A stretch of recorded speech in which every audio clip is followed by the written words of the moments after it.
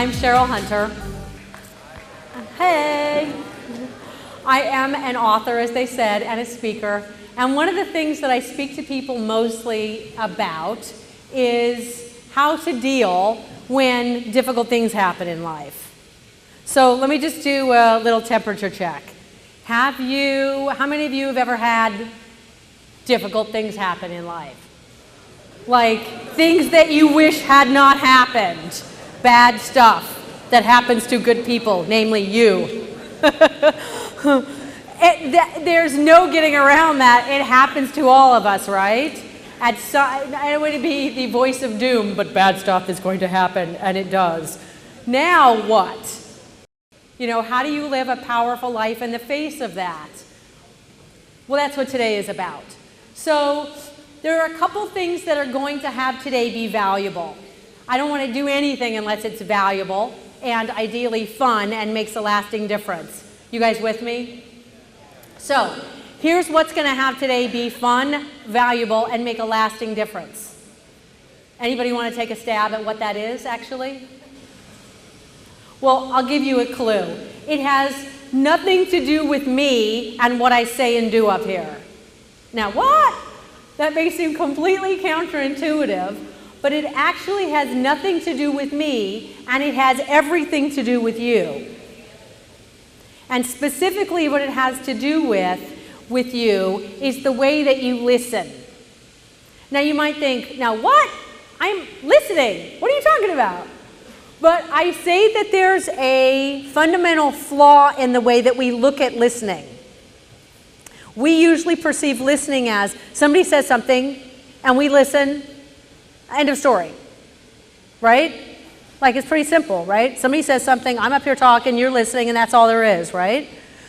Well, I say that's false. And what's really going on is I'm saying something and you're listening, and then you're listening to a running commentary in your head, like a little voice, that comments about everything that gets said. It's not just when I'm talking, it happens all the time. You guys know those two grumpy old guys on the Muppets that sit there and go rah, rah, rah, rah, rah, rah, rah, rah, rah, about everything? It's kind of like that. So I'm going to just stop talking for a minute and give you a chance to just listen to that little voice that's in the background commenting all the time. Okay, I'll be quiet. Do you hear it there? It might say things like, well, what does she mean voice? Poor woman has a voice, or something like this. But if you notice it and bring your attention to it, you'll find that it's always there. The thing is, what it does is it detracts from everything. It splits its time between negatively commenting on everybody else in the world and negatively commenting on you and tearing you down. Its job is basically nothing more than that. I said it makes no difference, but it actually makes a negative difference. So here's what's going to have today be valuable. I ask you to just catch it. Catch it as it's in action and set it aside. You can pick it back up when you leave if you'd like, but in order to have today be valuable, catch that little voice clamoring to comment and just thank you for sharing and put it aside. So that's the first thing that's going to have today be valuable and fun and make a difference. The second thing is that you have to participate. So whenever I ask you to participate and say something or jump in or share in a particular way, do whatever, it's going to take you participating. So are you willing to listen like that and participate? Yes. Okay, woo! Cool. Thank you. Now, here's where I'm going to ask you to start participating, okay? In a moment, I'm going to ask you a series of questions. And when I do, when I do ask you certain questions and they apply to you, I'm going to ask you to stand up. Now, don't get worried, like you're not going to be seen doing this, because I'm going to ask you all to close your eyes first so that no one will see you responding to particular questions. So in a moment, hold on, stay with me, not yet, okay? Stay with me, come back to the conversation. So in a moment, I'm going to ask you some questions with your eyes closed, and then you stand up when I say something that responds to you or correlates with you, that's true for you, and then keep standing, okay? So please close your eyes, and please keep them closed until I tell you otherwise, okay? Everybody close your eyes, please. Okay, with your eyes closed. Have you ever felt discriminated against? Have you ever been left out because of?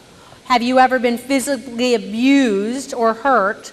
Or have you ever been made fun of because of the way you look? Because of the way you act? Keep your eyes closed, please. Because of the color of your skin or your hair or anything else physical about you. Your weight, your height, your size. Okay, stop talking, just hang out for a second, keep standing. Have you ever been made fun of because of your friends or your family or your culture? Keep standing.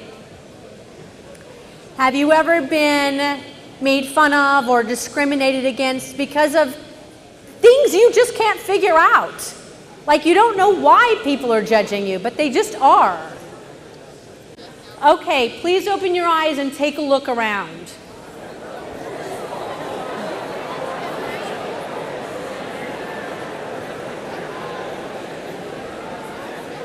Thank you. Thank you.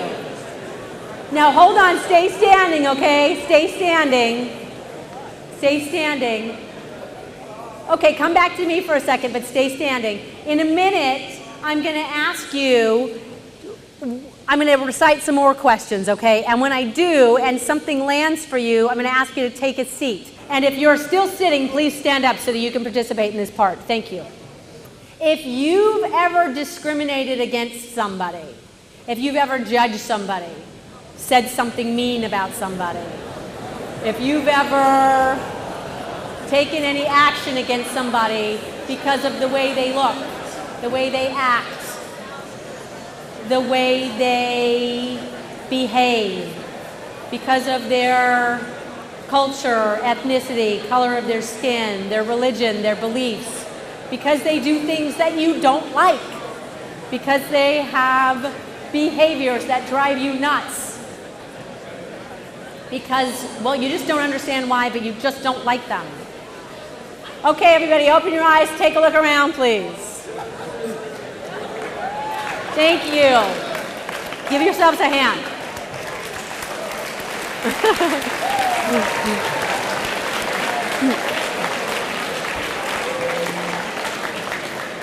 Thank you.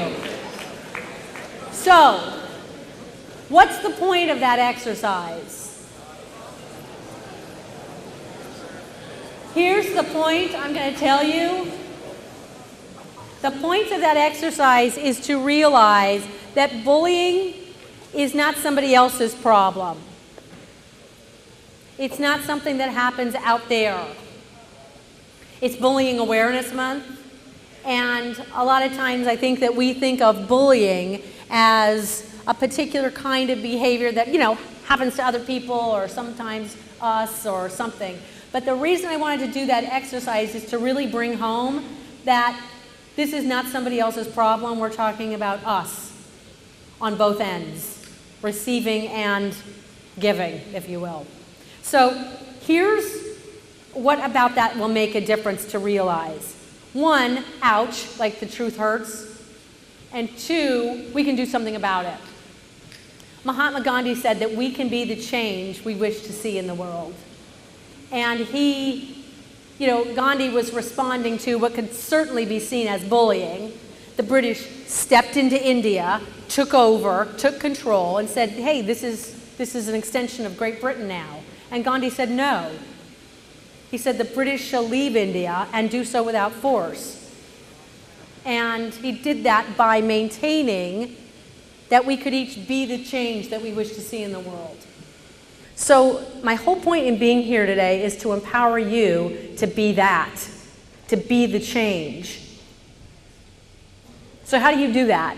I mean, it's easy to bully somebody that you don't know something about. It's easy to make fun of people when you don't know them at all. You know nothing about them and the way that they live and think and act and what makes them tick. But it's another matter altogether to make fun of somebody or bully somebody or give them a hard time when you know them.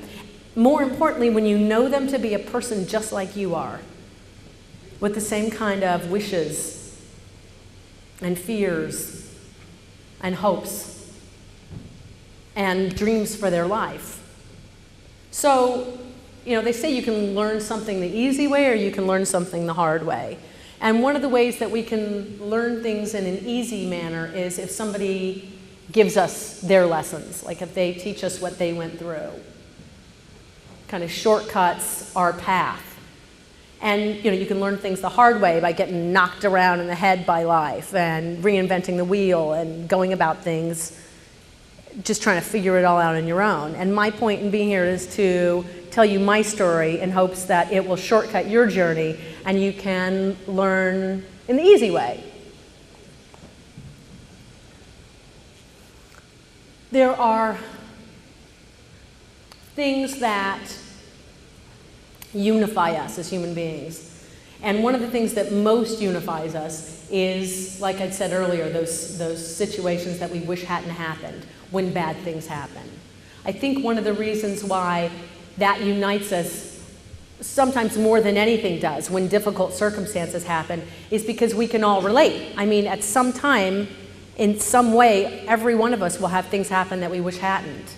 We showed that earlier by show of hands. I'm no exception. When I was a kid, these guys said that I'm from Colorado, and I loved it there. I grew up on a horse ranch in the middle of the Rockies, way up high, super, super remote, but I had to get out. We were so far removed that in every single direction but one, miles off in the distance, there was no sign of civilization whatsoever. The one exception was at nighttime, if I pressed my head up against the window in my bedroom, I could see way off in the distance lights every so often that were on the freeway going from Pueblo to Walsenburg. And I was so jealous of those people because they were going places. I mean, mind you, they were only going to Walsenburg, Colorado, but it was better than where I was going, which was nowhere, absolutely nowhere. So I played hooky one day from school, whoops, and I tried to concoct a game plan to get me out of Rye, Colorado. I hopped on my mini bike and rode the hour and 15 minutes round trip to Colorado City, which was the closest town that had a store. And I picked up a Glamour magazine, a Baby Ruth, and a root beer, and rode back home and opened up the magazine like bound and determined I was going to figure a way to get to the big city. And I was reading the magazine and I was thinking, oh, no way, and it hit me. There it was, the life plan right there, right before my eyes. I could be a model. I mean, I was tall enough, I was already on the boys' basketball team. There you go. I thought, geez, this is the perfect plan. I mean, I'd have to move to a city to do that. Nobody would argue. There certainly aren't any models in Rye, Colorado. So there it was, my plan was set. I just had to get someplace where they needed models. So I chose Europe and talked my best friend Lizzie into going with me, and we both got a couple jobs and said, that's it, let's go, we'll take off. And the big day finally arrived. We got on the plane, flew to France, and no kidding, no sooner did we get there than this dude with a really nice camera around his neck walks up to me and goes, are you a model? I mean, what? I just stood there and hesitated, and he said, well, I can make you one. You just need to come with me and my friend over there. He had a tall friend standing off in the distance. I mean, that is how easy it is to become a model in France. Someone just walks up to you right when you get there. And my friend Lizzie that I went with is like, no, absolutely not, no way.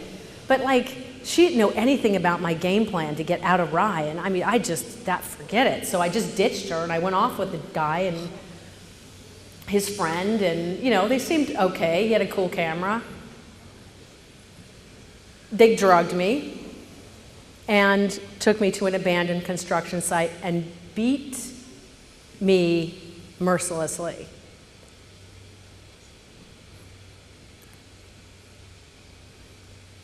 I had no idea.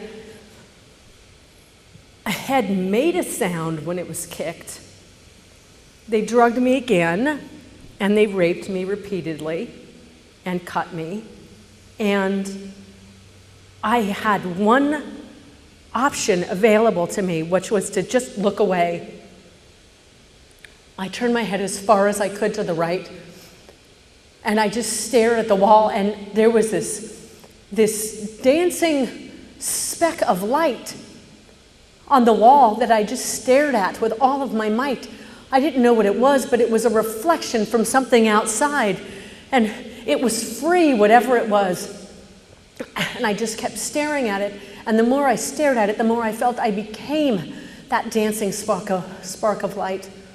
I wasn't this scrap heap of a girl being torn to shreds. I was just a little shimmering speck of light that could fly away any moment I chose.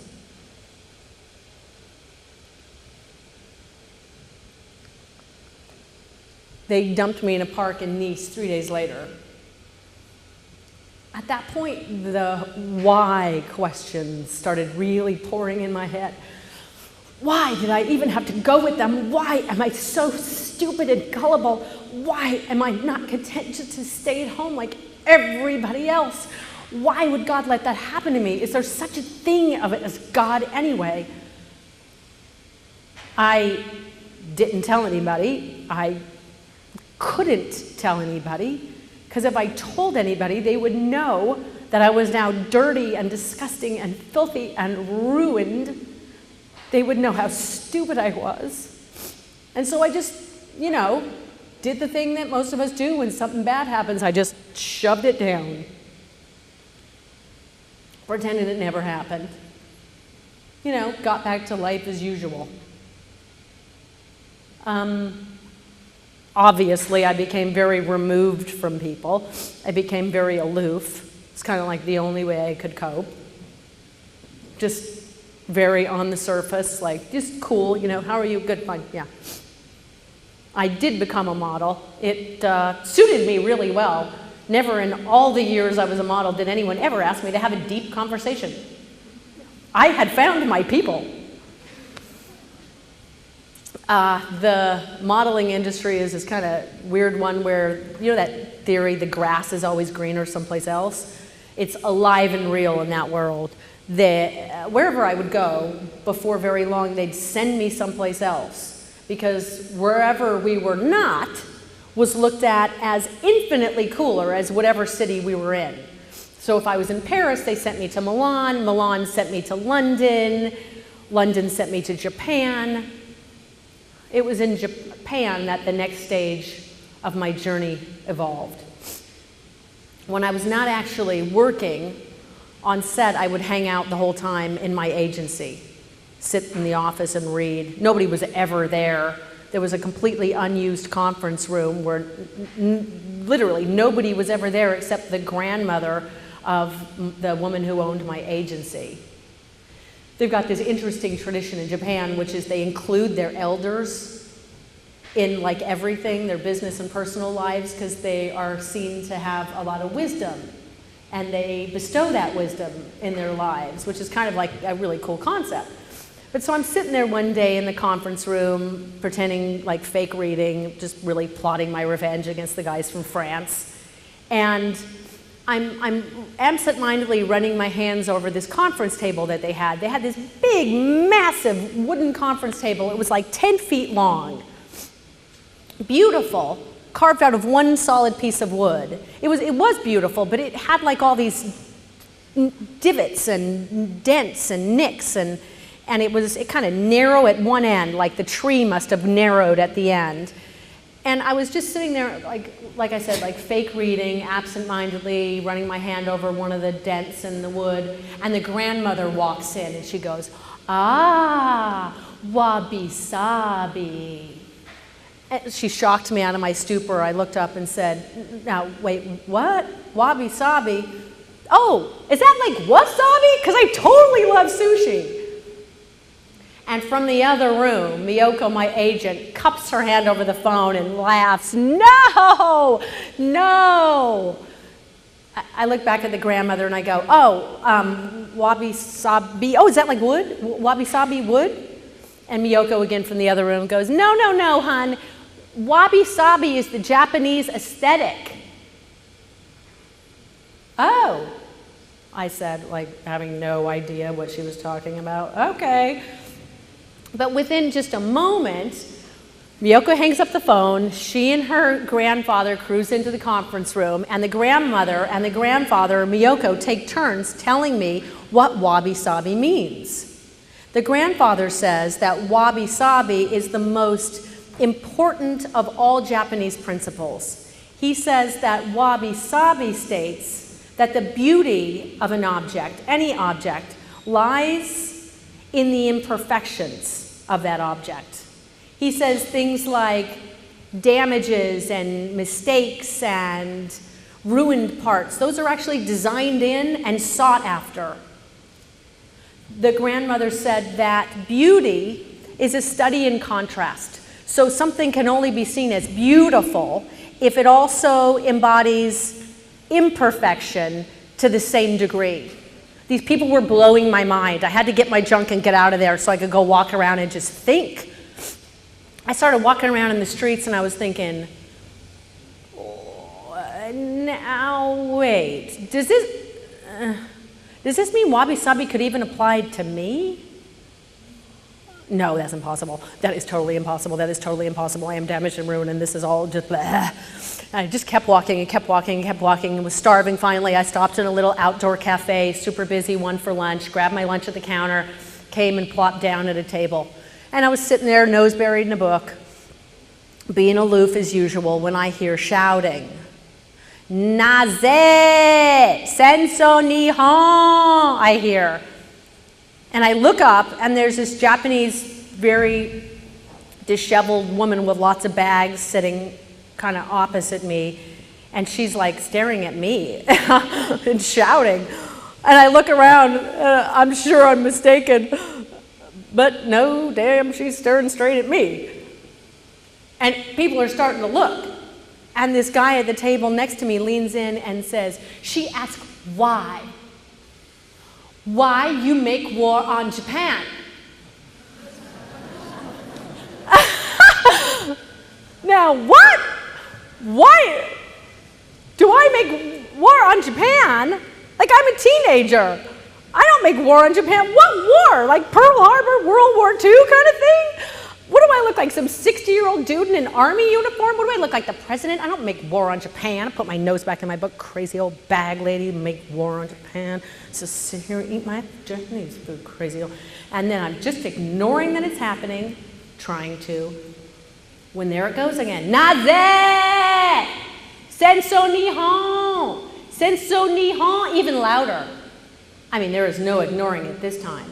I look up and everyone is now staring at us. And I put my nose back in the book. But there is definitely no ignoring her now because now she starts to take stuff out of her bags. And she pulls out this little cloth envelope and unfolds it. And it's got two little tattered black and white photographs that have turned yellow with age. One is a man and the other is a woman. And she picks them both up and holds them over her head and starts shouting again. I mean, there is truly no ignoring her now. Every eye in the restaurant is on her, the woman with the photos over her head, and me, the one and only Westerner. The man at the table next to me leans in again and says, she asked why. Why you killed her parents? Kill her parents. Now that is just enough, kill her parents. Who does this woman think I am? I don't kill her parents, make war on Japan. This woman is nuts. Start throwing my stuff together, hoping that people will know. I do not know this crazy woman. I am throwing my stuff together. I'm looking at her. Look at her. She's nuts. Just look at her. She could just snot running down her face and snot bubbling over her mouth as she cries and screams. And look at that crazy face. Look at those crazy eyes. And as I looked at her eyes, I got drawn deep within them, and I saw this anguish and frustration and this sadness and this inability to express any of it. And as I looked deeper, I saw her, this deep, dark pit of despair. And I no longer saw a crazy woman. I saw me. I bowed to the woman. She stopped crying and screaming. She became silent. I raised my head and said the only two words that made any sense: wabi-sabi. Everyone was still silent and staring at us, and I reverently gathered all of my belongings, put them in my bag, and stood. I bowed to them all. Without exception, everyone, young and old alike, bowed back. I used to pray that wabi-sabi was real and that somehow, some way it could apply to me. For a while I thought, oh, I will just go live in Japan for the rest of my life to be anything other than damage. Now I know differently. If there's one thing I know for certain, wabi-sabi is real. You are magnificent. And what makes you magnificent is everything you previously believed is wrong with you. I leave you with my deepest wish that you know your beauty, that you own your magnificence, that you claim your wabi-sabi.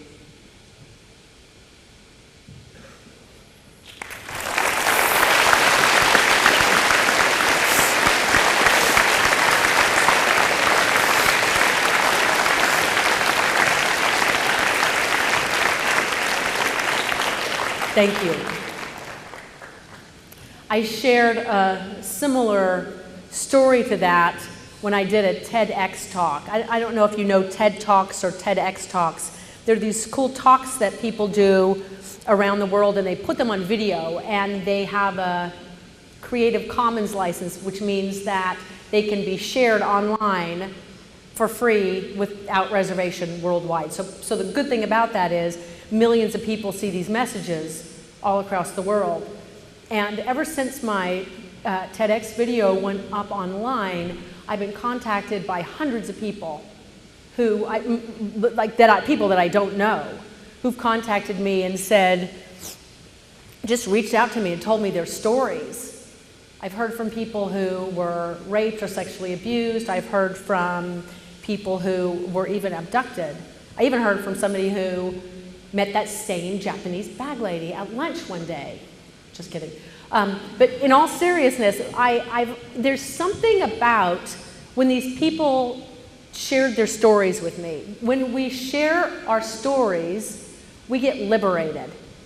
And when people share their stories with us, it has that same kind of ability to just set us free. You know, those things that we hold inside and never tell anybody? They trap us, but when we share them, they set us free. So I'm going to create an interesting opportunity now for you guys to share your stories. Give me a second. I just want to check the time, okay? Now, we're going to do this in a totally unique, fun, safe way that's unlike anything you've ever done before, okay? So in a moment, not yet, but in a moment, I'm going to ask you to pair up into groups of 2 or 3. Not yet, but in a moment, because I'm going to tell you a couple things about that. When you do pair up with somebody, hold on, come back to the conversation, okay, guys? I'm going to ask that you pair up with somebody that you don't know particularly well. Ideally, somebody you did not come with today. Hold on, come on back. Come back. Probably the best way to do that would be to choose somebody in front of you or behind you. And if you find that there's somebody that's left out, like you're a pair and there's somebody like a third, ask them to join your group. Don't wait for them to have to ask you, hey guys, can I go with you? Just ask them to join. Don't be in groups of more than 3, just 2s or 3s, okay? So not yet, hold on, I'm going to give you a few more things, okay? When you get into your groups, not yet, but when you do, I'm going to ask you to share a particular sentence and then fill in the end of the sentence. And what I'm going to ask you to share is this sentence. If you really knew me, you'd know blank. If you really knew me, you'd know blank, okay? And then fill that in. Now, you guys hang out. Hey, you guys, just stay with me here, okay? You can answer that question in one of two ways. You could either be authentic or you can be stingy. It is your call. If you were authentic, it'll make a difference for you, like a lasting difference. And if you're stingy, well, it will make no difference. An example of being authentic is you might share something like, if you really knew me, you'd know my parents are fighting a lot. I don't know what's going to happen. It's kind of freaking me the heck out. If you were being stingy, you could say something like, if you really knew me, you'd know that I totally want to hook up with so-and-so because they're totally a hottie. Like, it would make no difference whatsoever, you know? In other words, I request that you be authentic. So in a moment, I'm going to ask you to split up into groups of 2 or 3, and then I'm going to give you some more instructions, so just keep your ear here, okay? Okay, please get a group. Please get a group of 2 or 3. Okay. Are there any groups that have 3 in them? Just raise your hand if you have 3. Okay, cool. Thank you. Now we're going to choose an A. Okay, got it. We're going to choose an A and a B and a C, okay? And this go around, you're going to choose A's will have the shortest hair. B is the next shortest hair. C is the longest hair, okay? Stay with me. Hold on. A's, you're going to go first. Now, hold on, guys. One more critical bit of instruction, okay? One more critical bit of instruction. When you are the listener, and everyone will have a chance to be the speaker and the listener, when you're the listener, I would like you to listen this way. Remember earlier when I said to put aside the condemning, criticizing voice? 1, you want to do that. But 2, you want to be your most gracious and generous listener that you could ever be. Like, imagine how you'd want someone to listen to you if you were revealing your truth, your heart. Listen to them that way. You don't have to do anything. You don't have to say anything. Just be there. Be there for them. Have their back and listen. So, I will let you know when it's time to switch, okay? So A's, you're going to start, and B's, or B's and C's, you will listen. And the sentence again is, if you really knew me, you'd know blank. Okay, please begin. I'll switch you when it's time.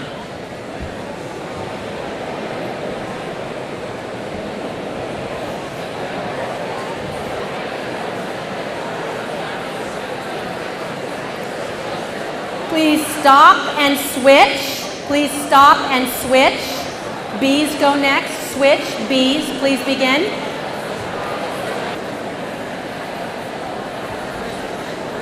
Please stop and switch so C's can go. Please stop and switch so C's can go. Please begin, C's.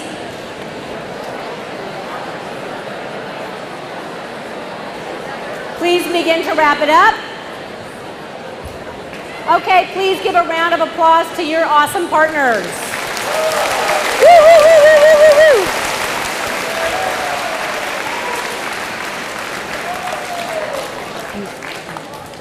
Thank you.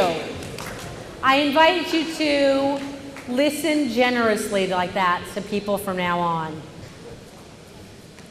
So how many of you can see that it would make a difference for your parents to be here for this talk, or a talk like this? So here's why I'm asking. Tonight we've put together over at the pavilion, right? At the pavilion, I'm going to give a talk like this, but a little more extended version. You guys are totally welcome to come back, but you're also welcome to send your parents as well. And I'm going to train them in a particular way of listening, how to listen to you extra generously. If that would make a difference for you, send your parents. I'd love to stay in touch with you guys. I put my website here. It's CherylHunter.com. You can go on there and either sign up for my list, and I send out valuable videos and trainings every week that are designed to make a difference in your life, or add me on Facebook or Twitter or whatever you like there. And I also, on CherylHunter.com/OPHS, CherylHunter.com/OPHS, I gave you guys, I put some videos on there, especially for you, that deepen the stuff that we talked about today. It has been awesome to be here with you. Thank you for sharing your week with me.